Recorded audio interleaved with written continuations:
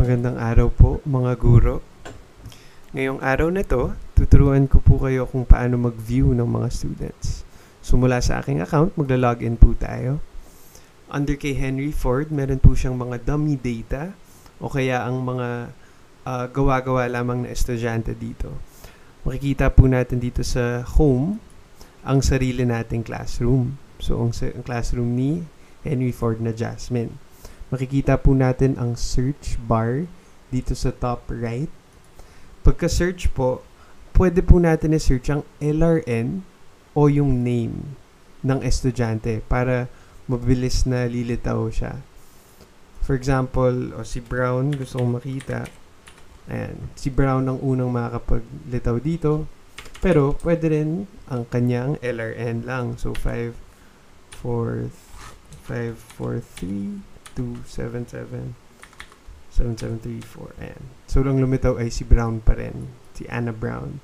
And for example, gusto ko pong i-view ang kanyang mga details. So, ang profile niya, yan po ang makikita ko pagkapindot ng view profile under details. So, makikita po ang mga dummy data tungkol dito. Also, quick add-on lang. Pag may nakikita po kayong asterisk po dito, ibig sabihin, ito yung lilitaw sa reports. Mamaya, sa next video, pag-uusapan po natin ang reports. So ngayon, makikita po natin sa home, pag gusto natin bumalik sa mga estudyante natin o sa classroom. Ngayon, paano kung teacher po ako, tapos gusto kong ma-view ang ibang estudyante sa ibang classroom? Pupunta ngayon po tayo dito sa Students tab.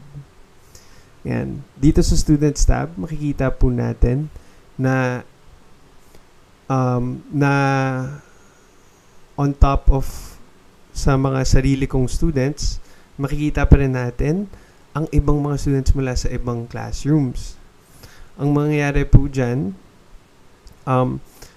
kunwari lang gusto ko pong i-search din dito sa search bar ang pangalan ng ibang estudyante na naghahanap siguro ng classroom, at least lilitaw na po agad yung pangalan nila dito, LRN, name, status, age. Yung nakikita po dito, yan lang po ang makikita ko dahil hindi sa section ko ang estudyante na to.